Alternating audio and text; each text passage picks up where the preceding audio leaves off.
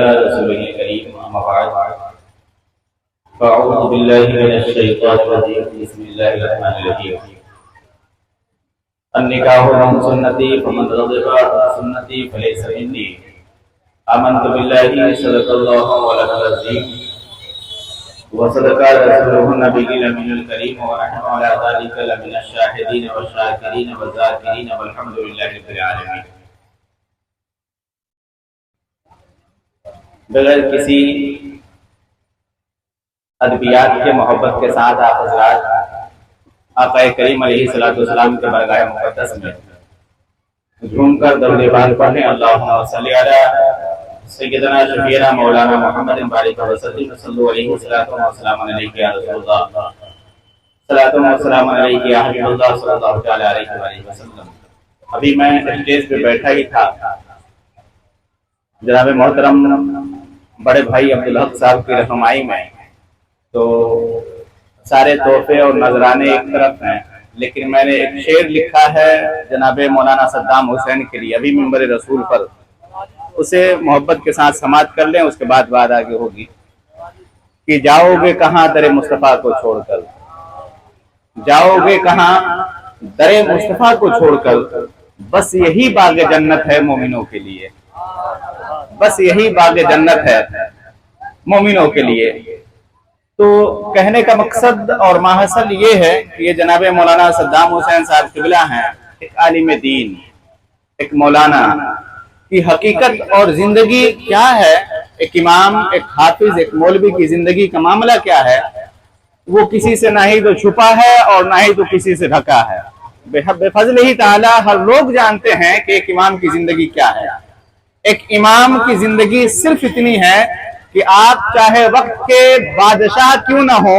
اگرچہ آپ کو اللہ کی برگاہ کی ربوبیت چاہیے، اللہ تبارک و تعالیٰ کی برگاہ میں مقبولیت چاہیے، تو آپ کو امام کے پیچھے آنا ہوگا، ہے نا؟ یہ سب سے بڑی بات ہے۔ آپ وقت کے بادشاہ ہوں لیکن آپ کو یاد الہی میں شامل ہونا ہے تو امام کے پیچھے کھڑے ہو جائیں۔ یہ میرا موضوع نہیں ہے، بلکہ میرا موضوع یہ ہے کہ اللہ تبارک و تعالیٰ کے پیارے رسول گرامی وقار علیہ السلام کا فرمان عالی شان ہے کہ نکاح کرنا میری سنت ہے، اور جس نے میری سنت سے انکار کیا وہ میری جماعت سے نہیں ہے۔ منبر رسول پر علماء کرام بیٹھے ہیں، آپ ان سے پوچھیں کہ نکاح کی فضیلت کیا ہے اور نکاح کی برکت کیا ہے، تو نکاح میں اگرچہ ایک انسان اپنے آپ کو لاتا ہے، ایک انسان اگرچہ نکاح کی دولت سے اپنے آپ کو سرابور کرتا ہے، تو پروردگار عالم اسے تمام برائیوں سے محفوظ و معمول فرماتا ہے۔ اور اگر کوئی نکاح سے اپنے آپ کو بچاتا ہے اور نکاح کی پیروی نہیں کرتا ہے تو دنیا کی سب سے بڑی بیماری جسے ہم زنا کہتے ہیں وہ انسان اس میں مصبوح ہوتا ہوا نظر آتا ہے۔ پھر دیکھیں، اور اگرچہ نسل انسانیت کی بقا اور انسان کی بقا کے لیے اور انسان کی ایمان کی تحفظ کے لیے اگرچہ کوئی چیز ضروری ہے تو وہ ایمان ہے، اور ایک انسان اگرچہ زنا کرے تو اس کے سینے سے ایمان نکل جاتا ہے، اور جب ایمان نکل جاتا ہے تو اس کی ساری نسل تباہ و برباد ہو جاتی ہے۔ اب کہاں جائیں گے چھوڑ کے نکاح کو؟ اگرچہ انسان کا نکاح نہ ہو، ہمارے باپ داداؤں کا، ہمارے ماں باپوں کا نکاح نہ ہو، تو دنیا میں سارے کے سارے لوگ بغیر ماں باپ کے اور حرام کے نسل میں پیدا ہوتے چلے جائیں گے۔ لیکن اس حلال کو اور اس سنت رسول کو بھی حلال طور طریقے سے اگرچہ کوئی آپ کو بتا سکتا ہے اور حلال اولاد جننے کے لیے کوئی راستہ دکھا سکتا ہے تو ایک عالم، ایک حافظ، ایک مفتی اور ایک مولانا کی ذات مقدس ہے،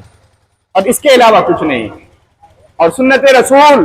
آپ ذرا سوچیں تو صحیح کہ منبر رسول سے آپ پوچھیں،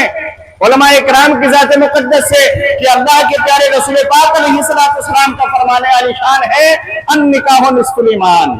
النکاح نصف الایمان، یعنی ایمان جو ہے وہ ایمان جو ہے، نکاح جو ہے وہ ایمان کا آدھا حصہ ہے۔ آپ ذرا سوچیں تو صحیح کہ آقا کریم علیہ السلام نے نکاح جیسی عظیم چیز کو ایمان کا آدھا حصہ مقرر کیا ہے۔ آپ کے نماز، روزے، حج و زکوٰۃ सदकात खैरात, ये सारे के सारे अमाल आपके अलग हैं। और अगरचे आपने अपने आप को निकाह में शामिल न किया है तो आपकी सारी इबादतों पर अगर कोई चीज भारी पड़ सकती है तो वो निकाह है। और इंसान जब निकाह में बन जाता है तो अल्लाह के फजल से इस दुनिया में भी कामयाब होता है और मरने के बाद मैदान महशर में भी कामयाब और कमरान होता है। और आज का वक्त ये है और आज का मामला ये है कि हमारा मुआशरा, हमारा समाज, सोसाइटी, आज हम निकाह को सिर्फ इतना आम करने की कोशिश करते हैं कि हमारे लड़के को अगरचे अच्छी तालीम हासिल है, अच्छी नौकरी हासिल है, तो हम सिर्फ इतना करते हुए नजर आते हैं कि हमारे लड़के को आप खरीद के ले जाएं, उसके बाद से निकाह कर लें, है ना हजरत? आप हमारे लड़के को खरीद के ले जाएं और निकाह करें। मेरा मानना और मेरा कहना है ये है कि अगर पढ़ने के बावजूद और तालीम हासिल करने के बावजूद और इस एजुकेटेड माहौल में रहने के बावजूद अगर ये मसला दरपेश आता है कि हमने इंजीनियरिंग का कोर्स किया है, हमने डॉक्टर किया है, हमने प्रोफेसर का डिग्री हासिल किया है, इसलिए हमें 5 लाख 10 लाख की तलब है, तो मेरा मानना और कहना ये है कि इससे बेहतर ये है कि आप अपने औलादों को जाहिल रखें, लेकिन किसी के बेटी पर बोझ बनने की कोशिश ना करें, है ना? आप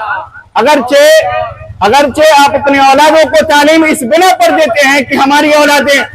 पढ़ने के बाद लड़की वालों से माल की सोच करके लाएंगी, तो आप याद रखें कि अगर लड़की का बाप सूद पर और ब्याज पर पैसा उठा करके आपको दहेज का सामान देता है और आपको दहेज के नाम पर पैसा देता है, तो आप याद रखें जिस तरीके से हराम सूद खाना हराम है, उसी तरीके से सूद लेना भी हराम है और सूद देना भी हराम है। और जिसने सूद लेकर के शादी की उसकी नस्ल की जो आबियारी होगी वो भी हराम की गिनती में पाई जाएंगी।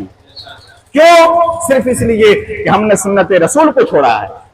हमने सुन्नत रसूल को ना अपनाया है, हमने शारे रसूल को अपनी जिंदगी का नमूना अमल नहीं बनाया है। इस वजह से हमारी नस्ल में हराम खोर लोग पैदा होंगे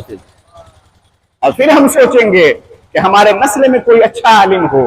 कोई अच्छा मुफ्ती हो, कोई अच्छा नमाजी हो, कोई अच्छा गाजी हो, कहां से आएगा? हम जो रहमत के फरिश्ते आने वाले थे हमारे घरों तक और हमारे दुआरी की दहलीज तक, वहां से हमने रहमत के फरिश्तों को रोक रखा है हमने, और फिर हम सोचते हैं कि हम कामयाब व कामरान हो जाएं। याद रखें कि आका करीम अलैहिस्सलाम की प्यारी सुन्नत अगर आप अपना रहे हैं तो आप पर ये अहम फरीजा है कि जिस तरीके से आप सुन्नत रसूल को आम कर रहे हैं, ठीक उसी तरीके से अपने माहौल और मुआशरे